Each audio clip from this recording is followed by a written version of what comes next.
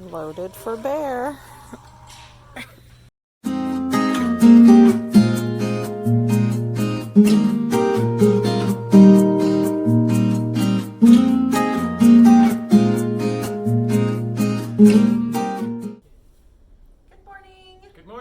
Welcome back to Robertson Belly Acres. We posted on Facebook, on our Facebook page, which is also Robertson's Belly Acres, that yesterday about our chickens. We've kind of we think we found the formula that is helping them to continue to stay healthy and lay eggs even during the winter. We've been pulling a lot of eggs. We gave away, how many? Gave away 5.5 dozen eggs yesterday. We've been averaging 9 to 14 eggs a day. To me, that's been really awesome because we have 15 hens? 16 laying hens. Mm-hmm. So hopefully we figured this out and we'll share with you what we've been doing to increase. So we have a self-feeder out there. We'll put a link in the description on how to make one of those self-feeders. We just made it out of a 5-gallon bucket for the chickens. For the turkeys on the link, it's a little bit smaller scale, but we just keep 20% protein layer mash of the chicken feed. Sometimes we get the pellets, sometimes we get like the crumble. It really doesn't matter. They like either one. We just try to make sure that it's 20% protein. And the reason for that is during the winter, they're not getting the protein that they would normally get during the summer because they don't have the bugs and anything else they can get a hold of. Okay, and for scratching, we've got this just generic scratch. You can tell it's got some Milo and a bunch of cracked corn, a few oil sunflowers. There's a little bit of millet in there. This is pretty generic. It's whatever comes from your local feed store. I usually, for our hens, we'll put one of these cups in there. And then we also go with a whole kernel corn. Right now we're just feeding a deer corn. And you can see, like I say, what it says, it's whole kernel corn. It's not cracked. It's not been milled and flattened out or anything. The reason for the whole corn, I know some people will say, can chickens actually eat whole corn? Because most of your scratch has the cracked corn and the rolled corn. Chickens can definitely eat the whole corn. And the reason we're doing that during the winter is to kind of keep their metabolism up. It keeps them warm, I guess, from the inside. It's kind of like with livestock, right? Like, yeah, it's just like with beef cattle or any of your other larger mammals. If your body has to work, and your human body's the same way, if your body has to work to digest or process the food, then it's going to raise your body core temperature, and that's what we're trying to do during the winter, is keep the core temperature up on our hens, and that way they continue to lay for us. It just makes it a lot easier. Just like I say, just the whole corn, it seems like it's doing the trick. Okay, and like I say, just a little bit of cat food. It's just regular old dry, cheap cat food. We're not gonna go and buy some expensive brand. It's just something to give them that little bit of boost. We'll give them that cat food. The other trick that we've learned, to add a little bit of calcium and to give them something for their gizzards to work a little bit better. We also have some of these crushed oyster shells. And we put about a cup of those in. It's just that, like I say, crushed oyster shells. And that's really what they are. I've had people ask me, is that really oyster shells? Yes. Yeah, you can buy, like, it's literally just gravel at the feed stores for grit. It just says rock grit, or I'm trying to think what it says exactly, but it's literally just gravel.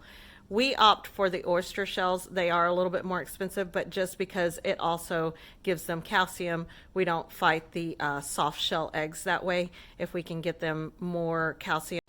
Okay, and you can see everything's in there. We've got the corn and the scratch. I just Try to mix it the best you can. It doesn't have to be perfect. Just kind of mix it up. That way when you're going out to scratch, you can see you've got just a little bit of everything in every little handful that you're going to go ahead and scratch with. Okay, so as you can see, we've got these 2 turkeys. They're free range, so we just scratch them just a little bit. I usually just toss a couple handfuls out, let them have a little bit. That way they're getting fattened up. As you can see, they're both quite large. We're looking at this Saturday. We have to have them at the butcher, for lack of a better word. We're going to have them processed.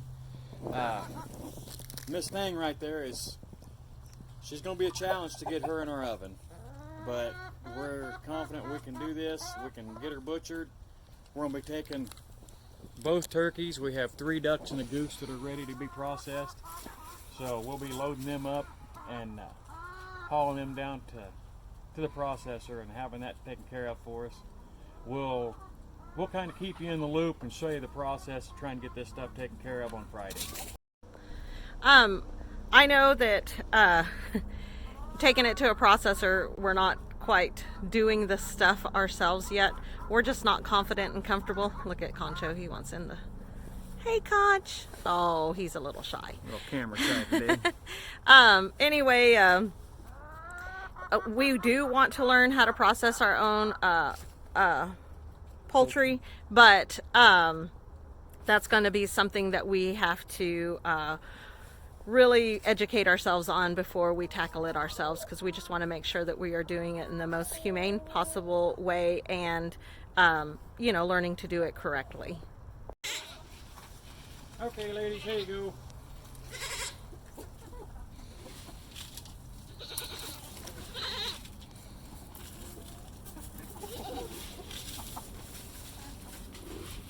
I know this seems like a lot of scratch, but as you can tell from the ground when we first started, they clean it up. They've been doing really good for us.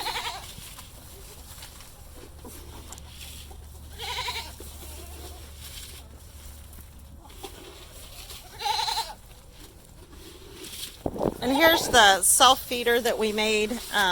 Again, we'll have that linked in, but we just come out and activate it in the morning to make sure they're getting enough. During the summer months, we do substitute the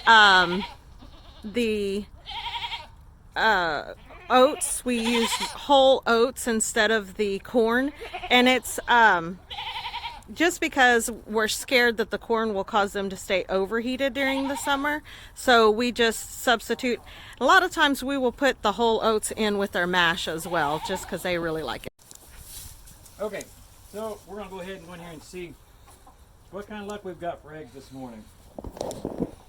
These are some little nesting boxes Rachel put together. Nice part is, okay, no ladies are inside. Open the lid. 2 eggs here.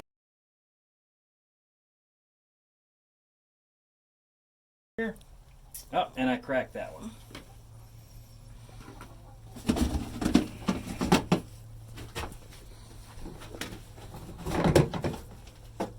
Hey, 5 more over here. So that's a little less than we have been seeing. We have been seeing a lot more than that, but we're still getting a steady flow every single day. These nesting boxes, I like the lids on them because it keeps the girls from roosting on top. We used to have regular nesting boxes and they would get on top and everything would just kind of fall into the nests and it was just a terrible mess. So this gives them the privacy and stuff to be able to do their thing. I'm watching this rooster over here. He and I have this love-hate relationship. For the most part, he's pretty calm, but sometimes he likes to sneak up on you. So I have to watch him. We're having an issue with that one right there. He likes to roost on top of the coop right above the door. And there's the issue. I mean, it's piling up. We can't even open the door. I have to shovel that out. But Only for a few more days, huh, Tom? Friday, Friday. Yeah, he's singing too. Another thing I wanted to touch on is we do put the heating lamps in the coop. Our coop is pretty open. It used to be closed in. It used to be this right here was the coop that they came in every night. But it just became such a challenge. It wasn't big enough for the chickens we had. We had the roosts over here where you can see where the to check the eggs was, and basically we had chickens sleeping where they were nesting. It was a real big mess. So again, watching YouTube videos and being and educating ourselves, we figured out to keep the roosts away from where they nest, and also building the new nesting boxes that kind of keep them out of there unless they're laying eggs. We do put the heating lamp in. I know this is a controversial thing. Some people say chickens were built to not have to have a heating lamp. It just makes me feel better that they have a heating lamp. So she's taking a dust bath down there. Are we invading your privacy, miss? I don't think she cares. She's a bit scandalous. Yeah. Hey, let's go down here to the local feed store and pick up some stuff for the chickens and some pigs. Okay, we're in our local feed store, and we're going to show you what it is that we buy for our chickens, but we have to get some pig feed first, so. Okay, so let's look and see. That's 19% protein. Okay, so let me get that right there. 19%. We tried to go with the 20, and I'm pretty sure it's that purple bag, and it's egg pellets. So it says right on the bag that it's 20%. And this here is also 20%. Okay. The big difference, as you can see, this is what we've got now. It's the little bitty crumbles versus the pellets. It seems like our chickens do better with the pellets. They eat it better. I don't know. We've been known to mix the two. Sometimes I think that's good. Sometimes it's bad. Sometimes, like I say, I think we're going to mix the two together. We'll buy one of each, mix the two. They're still getting the 20% protein, but it's just a difference in ingredients. We did learn not to buy medicated feed all the time. Medicated feed all the time, all that does is just like humans, it will build up the immune system, but then after a while of doing the same thing, it's just like taking medicine every day yourself. You become immune to it and your body fights it. So that's really made a big difference in our chickens' health. Loaded for bear.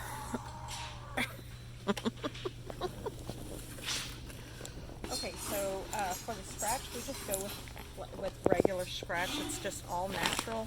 I don't know if you can kind of see it. We're not real picky on the scratch just because we supplement it with the corn and with the kitty food. So we just go with whatever we can find. So if you see here, they're getting 9% in the scratch as well on protein. And so between that and the kitty food and the 20% mash, they're getting a pretty good chunk of protein. So that's really good.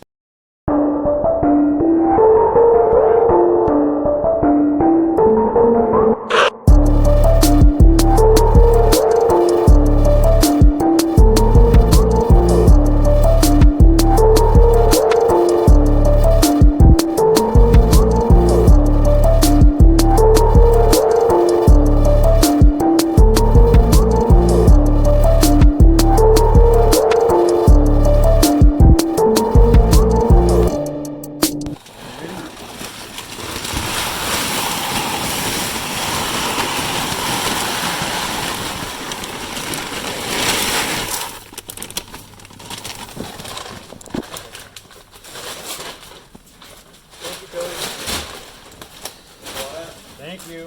So we've mixed them together, That's it. the pellets and the mash.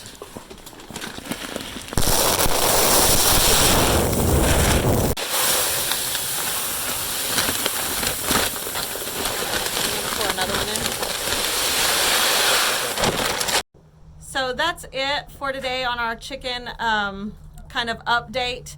I mean, there's a lot of things that we've learned about chickens, but this is kind of what we were touching on after our Facebook post last night. He's a bit of a ham. I mean, the rooster, not Rusty. He's wanting to be in the video really bad over there. Anyway, we just kind of wanted to do a video since there was so many questions on how we are getting such great egg production lately. I think yesterday we pulled 28. Of course, we hadn't come out to gather eggs for 2 days. 2 days. And we pulled 28 eggs out of the nesting boxes. So, I mean, it's been great. We've been able to share with our neighbors, and that's really important to us, to be able to share, especially food and especially stuff from our own farm. So, anyway. If you like what you're seeing, make sure to share it with your friends. Hit the subscribe button. Trying to get as many people to subscribe as we can. We know that the people that are here that are seeing our videos like them, so let's keep passing the word, and let's get a lot of more people in our group and start watching more videos. Yes, and if you have more questions, I mean, they can be anything. If we know the answer, we will definitely shoot a video about it. Just put it in our comments. Also, follow our Facebook page. We share a lot on there as well. Sometimes we have to share lives there because we don't have time to shoot videos. I know we can share lives here as well, but sometimes it just gets overwhelming as far as work and stuff goes. So anyway, I'll put a link to our Facebook page as well. Thank you. God bless. God bless.